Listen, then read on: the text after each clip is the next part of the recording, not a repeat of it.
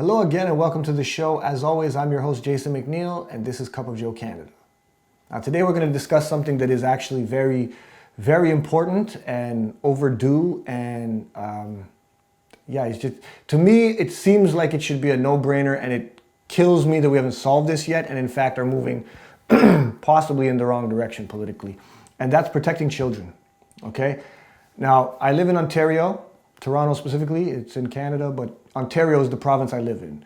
And my province is really dropping the ball on this issue. Now, if you live in Ontario, you probably have heard a lot of these stories coming out. But here's the thing. A few years ago, I did a video on Benjamin Levin. Now, Benjamin Levin was the Deputy Education Minister, and he was on, he pled guilty to child pornography charges and things like counseling someone to commit a crime against a minor and things like this, okay? Now, end result of that story, I think he got 3 years for this crime. He did not serve the full time. He was released early, very quietly. The media didn't say much. I don't recall hearing anything about any investigation into his friends or whatever. Just people said, oh, that's not my friend. There was nothing. That was it. Just this guy, this quiet story, and it's gone. He was the Deputy Minister of Education, right? Like, this is a highly connected guy.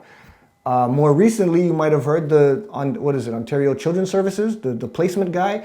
We arrested that guy for pedophilia and whatever. So this guy's placing children, vulnerable children, right? Like children who, in the current law, after the bill passed a few years ago, have gender issues, maybe sexuality issues. Anyone that's vulnerable that may have been taken from their family and put into the custody of foster care. And this guy's placing, this is a big deal. Now, if you haven't heard of this, you probably should ask, why haven't I heard of this? To go even more to the issue, I'm always curious, like, to me, this is nonpartisan. Average, normal people, right, it's a no-brainer. When you hurt children, or you sexualize children, or you do these things to children, no regular person is like, well, we gotta be empathetic. We're like, that's just across a line, and whatever happens, happens. The punishment is not gonna bother me. Now, the problem is, how is that not a no-brainer for our government? Because they consistently arrest these people, charge these people, and let these people back out into the community. Sometimes even saying, like the police have to release statements saying, oh, by this way, this person's being released, they're not rehabilitated in any way, shape, or form.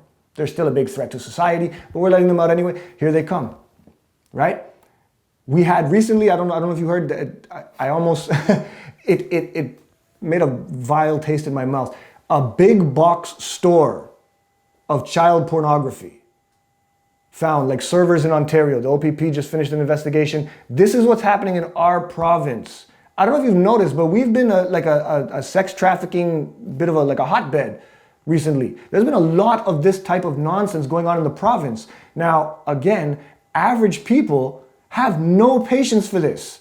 So how is our political system not got a clamp on this and clamp down? And in fact, we have an NDP now in Canada that wants to lower the voting age to 14. Again, this is making it, you know what, maybe kids are more mature than we think. No, they're not. Stop the bullshit, right? This whole thing with the trans kids or whatever. Listen, trans kids doing dances on stage and getting money given to, this is burlesque, this is stripping, this is sexualizing. It has nothing to do with the LGBT sexuality, it has nothing to do with any of that stuff.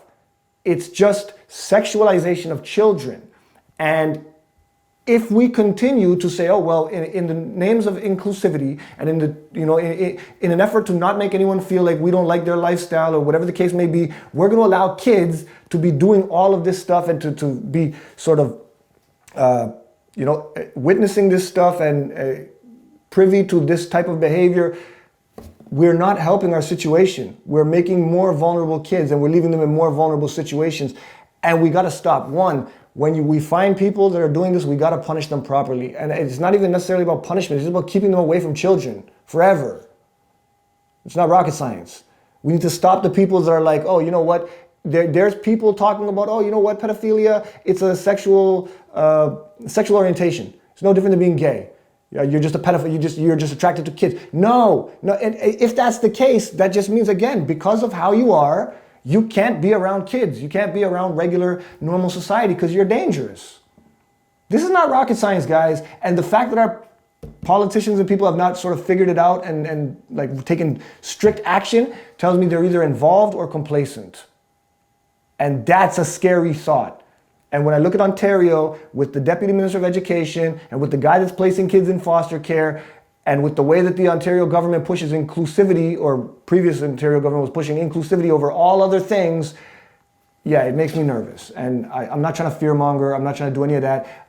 I'd love to know how you guys feel about this. But I feel like I've been living in a province that in the last 2 decades has become way, way, way, way, way too well known for this shit. And it's got to stop. And the way the stories come out, it seems like the people in charge have not been prioritizing this at all. That's my opinion, Cup of Joe Canada. Love to know how you guys feel about it. Again, hit like, hit subscribe, leave a comment, hit me up on Twitter.